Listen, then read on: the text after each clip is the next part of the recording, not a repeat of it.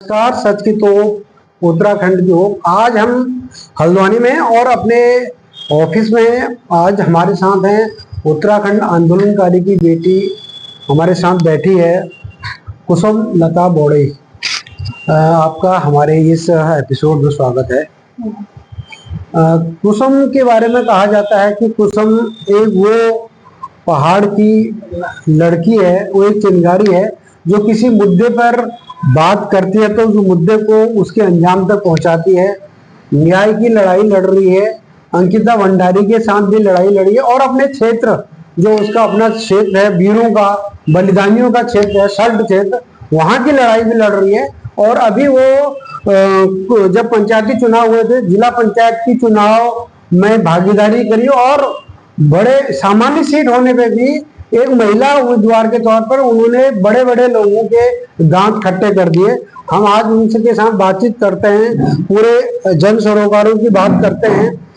कुसुम, जैसे कि आप एक राज्य आंदोलनकारी की पुत्री हैं और हमेशा से आपके पिता हैं, राज्य के लिए उन्होंने लड़ाई लड़ी है और हमेशा जो है लोगों के सच्चे जो उनके सुख हैं और जो उनके दुखों को उन्होंने हमेशा जाना है। तो इस लड़ाई को आप कैसे आगे बढ़ा रही हैं? देखिए, राज्य आंदोलनकारी की बेटी होने के साथ साथ जब आप में एक राष्ट्र का खून भी मिलता है तो आपको एक दुगनी ताकत मिलती है कि आप लड़े। और ऊपर से हमारी पहाड़ की महिलाएं जो है हमेशा बहुत मजबूत रही हैं, तो वो भी एक बहुत बड़ा प्रेरणा स्रोत है। अब क्योंकि हमारी जो सरकार है वो आंदोलन पचा चुकी है, इसीलिए हमारा राजनीतिक होना बहुत जरूरी हो जाता है, राजनीति में आना बहुत जरूरी हो जाता है। और जो बदलाव है वो कहीं ना कहीं राजनीति ही लेके आएगी, इसीलिए अब हम राजनीतिक तौर पे आगे बढ़ेंगे और आगे चल के हम चाहे विधायकी का चुनाव हो उसको भी लड़ेंगे और अपने लोगों के लिए जो भी कुछ बेहतर हो सकता है, क्योंकि अभी भी हमारे लोगों को सड़क, पानी और बिजली यही बहुत बड़ा विकास लगता है, जबकि देश जो है वो 5G से 6G की ओर जा रहा है, लेकिन हमारे लोगों के लिए वही सड़क, पानी, बिजली आज भी विकास का वो है। तो मैं उनका एक नजरिया भी बदलना चाहती हूँ कि नहीं, क्योंकि देश भर की कई जगहों में घूम के जब हम 18 साल के बाद जब हम अपने उत्तराखंड लौट रहे हैं तो हम अपने पूरे देश का जो विकास है, जो टेक्नोलॉजी है या जो ज्ञान है, उसको लेके अपने पहाड़ की ओर आ रहे हैं। और हम चाह रहे हैं कि हमारा पहाड़ उसकी बराबरी करे, क्योंकि हमारे यहाँ के लोग, हमारे यहाँ के बच्चे ना ही ताकत में ना ही दिमाग में किसी से कम नहीं है, बल्कि उनसे ज्यादा बढ़ के ही है। और ये चीज हमें पता है क्योंकि हम बाहर देख के आ गए हैं। तो बस मैं चाहती हूँ कि यही विकास अब हमारे पहाड़ों की ओर दौड़े। जी, आप जहाँ राज्य आंदोलनकारी की बेटी वैसे उस साथ ही फौजी की बेटी है, तो निश्चित रूप से पहाड़ की प्रति आपका लगाव ज्यादा है। तो आपने जो रुख किया है, पहाड़ की तरफ रुख किया है, सल्ट की तरफ रुख किया है, सल्ट में जिला पंचायत का आपने चुनाव लड़ा अपने गृह क्षेत्र से, तो कैसा वो आप कुछ दिनों में आई और एक लड़की है और वहां पर पहले ही वहां पर जो मेन लोग थे, जो व्यक्ति थे, वो पहले चुनाव लड़े, तो किस ढंग का आपका कंपटीशन हुआ, किस ढंग से आपने इतनी बड़ी संख्या में वोट हासिल करे, जबकि लोग तो ये कह रहे थे कि आप कुछ ही वोट में सिमट जाओगे? देखिए, ये नेता वही होता है जिसे जनता कहे कि ये हमारे नेता ये हैं करके। तो वैसे ही कुछ लोग थे, उन्होंने मेरे से कहा कि आपको चुनाव में आना पड़ेगा, आपको चुनाव लड़ना पड़ेगा इस बार। मैं तैयार नहीं थी, फिर भी अपनी जनता के कहने पे हमने चुनाव लड़ा और हमने बहुत ईमानदारी से लड़ा। मैं आज भी मतलब ये दावे के साथ कह रही हूँ कि हमने बिना दारू और बिना पैसे का चुनाव लड़ा। और जनता जो वाकई परेशान थी, जो वाकई बदलाव चाहती है और जो वाकई जो लोग कहते हैं कि ये वोटर बिक जाते हैं, वो 20% वोटर होता है, वो पूरे देश में 20% वोटर है जो हर जगह का बिकता है। तो ये हमारे लोगों को बदनाम किया जाता है कि ये तो बिकी जाता है, बिकी जाता है। आप जमीनी संघर्ष से डरते हैं, इसीलिए लोगों के बारे में आप ऐसा कहते हैं, वरना लोग वाकई बदलाव चाहते हैं। और जो लोग बदलाव चाह रहे थे उन्होंने स्वयं आके हमारे जो अभी जो हमारा विकास का मॉडल था कि हम अपने क्षेत्र में ये करेंगे, वो सब सुन के, इवन मैं आपको ये बताऊं कि हमारे जो पोस्टर थे उसमें हमने पूरा लिखा हुआ था कि हम क्या करेंगे। तो उन पोस्टरों के बदौलत भी जहां हम नहीं पहुंच पाए वहां पोस्टर गया, तो पोस्टर के बदौलत भी लोगों ने हमें वोट दिया। तो इससे ज्यादा आप अपनी जनता से कुछ नहीं मांग सकते। और जो हम लोगों ने मतलब जो किया वो हमारी जनता को भी, सल्ट की जनता को भी पता है कि कितनी मेहनत से और कैसे हम लोगों ने किया, और उस पे खड़े उतरना अब मेरा काम है और मैं उसी पे अब आगे बढ़ना चाहूँगी। अच्छा, ये बताएं कि जो आपकी संस्था है पहाड़पन, तो उसके माध्यम से आप लोगों की मदद करती हैं, जो लोग जिनको ताकतवर लोग दबा देते हैं या फिर जिनको न्याय नहीं मिल पाता है, तो किस तरह से सामाजिक सरोकारों को बढ़ाते हुए पहाड़पन के माध्यम से आप उनकी मदद करती हैं?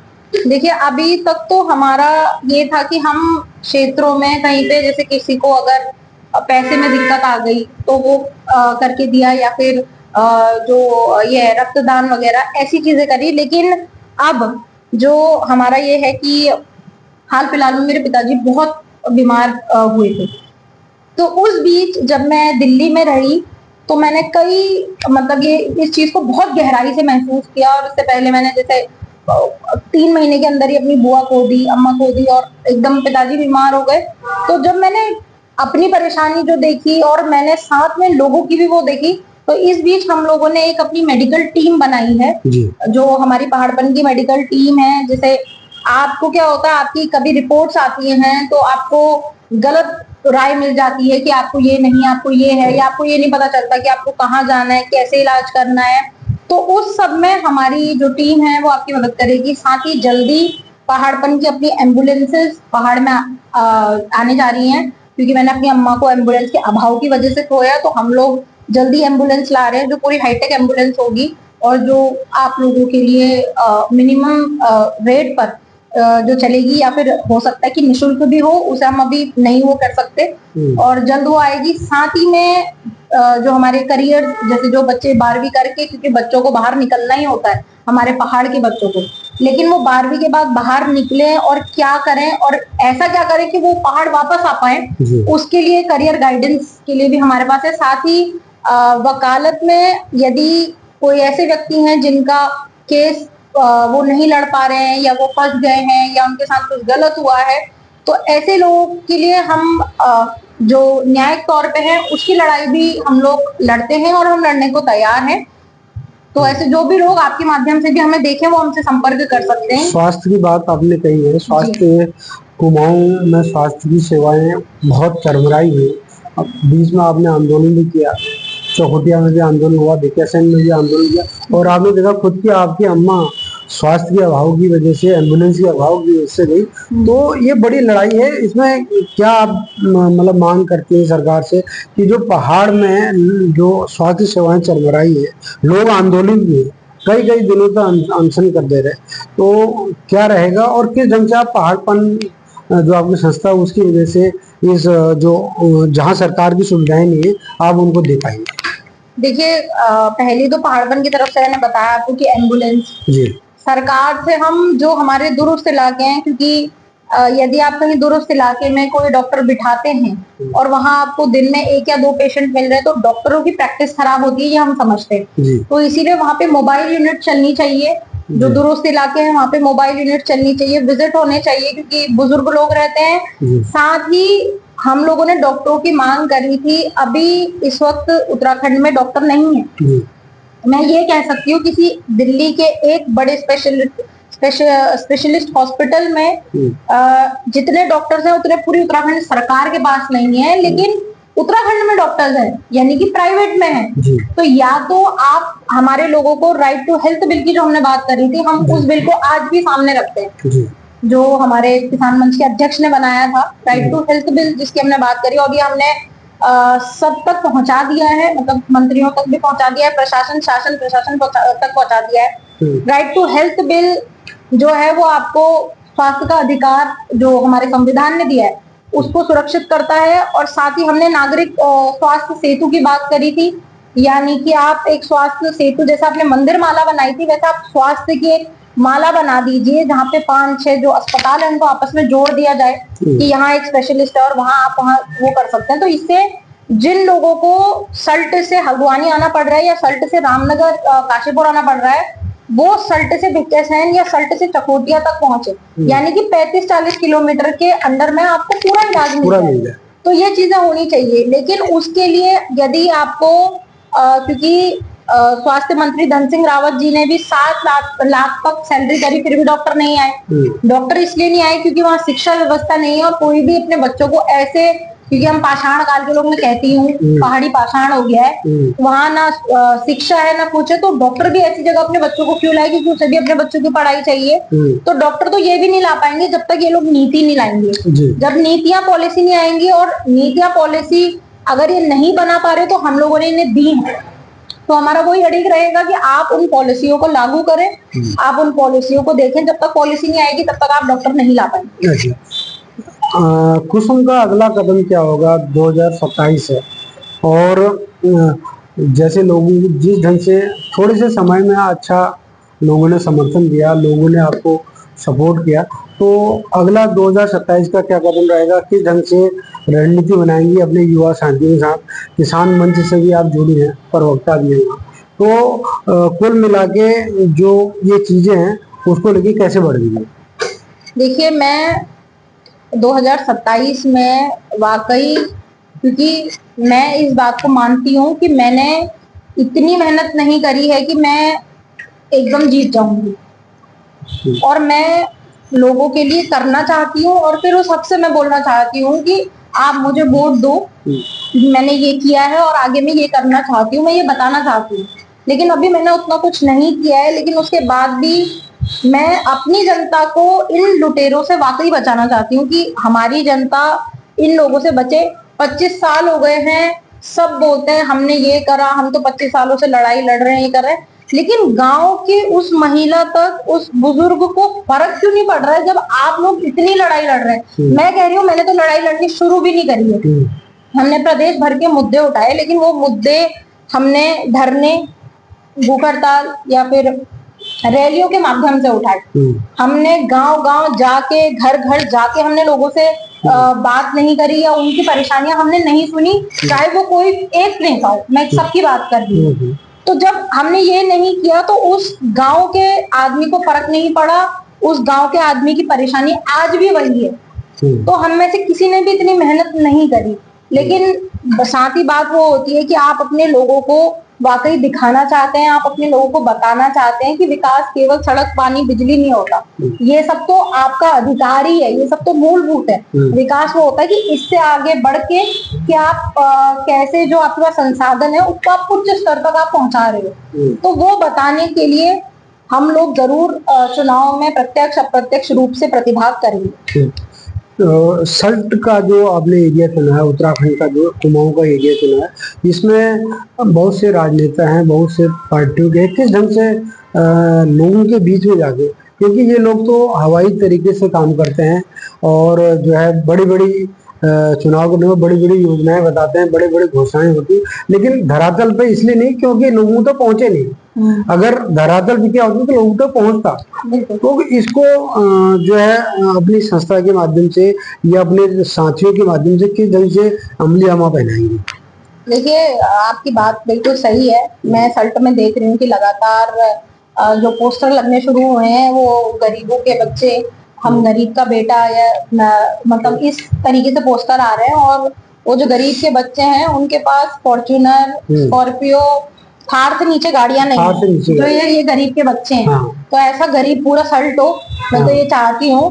तो जितने भी राजनेता है, मैं अभी भी कहूंगी, स्टार्टिंग से एक समय सल्ट की या पूरा जो भिट्टे सहन सीट थी उस समय में, उसकी राजनीति ऐसी थी कि हरगोविंद पंत जैसे लोग हमारे सल्ट ने भेजे, और आज भी वही सल्ट का खून है जो आज भी अच्छे लोगों को चुनना जानता है। लेकिन इस पूरे उसमें इस बीच जब से उत्तराखंड बना है, मुझे लगता नहीं कि सल्ट को कोई ऐसा नेता मिला कि या मिला तो वो उतना आगे नहीं आ पाया अपनी दिक्कतों की वजह से या अपनी परिस्थितियों की वजह से। लेकिन अब हम लोग आगे आने को तैयार हैं और हम करने को तैयार हैं, और यदि हमको कोई हमसे अच्छा दिख जाता है कि ये ज्यादा अच्छा कर सकते हैं, मतलब कि हम कर सकते हैं, हमारे पास नीति है, हमारे पास विजन है, लेकिन अगर कोई और अच्छा कर सकता है तो वो भी हमारे साथ आए, हमारे सामने आए। और नहीं कर सकते तो अब बस बहुत हो गया, बहुत लूट लिया। सल्ट उत्तराखंड का सबसे पिछड़ा हुआ ब्लॉक है, साथ ही इसके साथ जो दूसरा हमारी विधानसभा का स्यालदे ब्लॉक लगता है, ये भी कम पिछड़ा हुआ नहीं है, लेकिन सल्ट जो है पौड़ी के ब्लॉकों से भी पिछड़ा हुआ ब्लॉक जो है वो सल्ट है।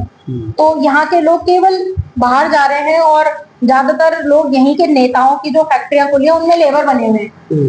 तो ये सब हम नहीं चाहते। हम चाहते कि सल्ट बहुत विकास कर सकता है, बहुत अच्छा विकास कर सकता है, बहुत सब कुछ है सल्ट में, सब कुछ। आपको ठंडा भी मिलेगा, आपको गर्म भी मिलेगा, आपको नजारे भी मिलेंगे। तो सल्ट बहुत कुछ कर सकता है, बस आपकी सोच उस तरफ होनी चाहिए। सल्ट जो कि पूर्व में जो है भिकियासैनी या फिर रानीखेत विधानसभा का भी हिस्सा रहा है। हाँ। तो रानीखेत विधानसभा के लोगों ने, सल्ट के लोगों ने, शालदे के लोगों ने जसवंत सिंह जी जैसे को नेता को चुना। वो बिल्कुल गरीब व्यक्ति को चुना। हाँ। तो आप मानते कि वहाँ के लोगों में वादा है कि वो इस टाइप के लोगों को चुनेंगे इन फ्यूचर? और जो ये धनपति आ गए हैं जो है पैसे के बल पे चुनाव लड़ रहे हैं, चाहे वो राष्ट्रीय पार्टियों के जो भी, यहाँ पर हम किसी का नाम नहीं लेंगे, लेकिन जो भी वो हैं, तो उनको सबक सिखाएगी, ऐसा कुछ आपको लग रहा है जनता? हाँ, बिल्कुल बिल्कुल सिखाएगी, क्योंकि फिर वो जो गांव का जो व्यक्ति है उसको आज भी फर्क नहीं पड़ा है। आज भी उस गांव के व्यक्ति से जो रोड सन 2000 में कटनी थी,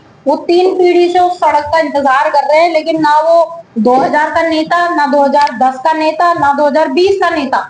इसमें कितने नेता बदले हैं आप भी जानते हैं, नाम क्यों लेने हैं? हाँ। तो ये सब ना उन्होंने सड़क बनवा पाए, ना दूसरा सड़क बनवा पाया। तो जो गांव का आदमी है उसे आज भी फर्क नहीं पड़ा है। और जसवंत सिंह बिष्ट जी के लिए भी कहा जाता था कि टूटी चप्पल फाटी कोट, जसोदा का दिया वोट। हाँ, तो जब वो जीत सकते, तो मैं कह रही हूँ कि 20% वोटर बिका हुआ है। हाँ। वो पूरे देश में है। हाँ। वो पूरे देश में है, लेकिन जो बाकी 80% है वो बदलाव चाहता है, लेकिन उसे उसके पास विकल्प ही नहीं है ना। आप ये देखो कि कांग्रेस भाजपा के अलावा जो चुनाव लड़ने आते हैं, क्या वो 5 साल से धरातल पे हैं? अगर नहीं है, क्या उनके पास नीति निर्माण है?